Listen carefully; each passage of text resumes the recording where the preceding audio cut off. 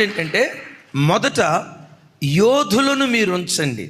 యోధుడు అంటే భయము లేనివాడు, యోధుడు అంటే పిరికితనం లేనివాడు, యోధుడు అంటే చివరికి ఒక మాట చెప్పాలంటే ప్రాణం పోయే ఆఖరి క్షణాలలో కూడా పోరాట పటిమను విడిచిపెట్టనిటువంటి వాడే యోధుడు.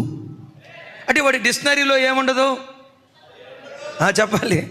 కొంతమంది అంటారు కదా, అసలు ఆ పదం నా డిక్షనరీలోనే లేదు. ఈ యోధుడి డిక్షనరీలో లేని పదం ఏంటో తెలుసా? భయం, పిరికితనం, అధైర్యం వాడి డిక్షనరీలో ఉండదు. యేసుక్రీస్తు రక్తముతో కడగబడిన దైవజనమా, నీ ఎదుట ఎరుకో కోటగోడ లాంటి ఎంత బలమైన సమస్యలున్నా, నీ శక్తికి మించిన సమస్యలున్నా, నీ శక్తికి నీ వయస్సుకు మించిన పోరాటాలున్నా వాటిని చూసి భయపడకు. ఎందుకో తెలుసా?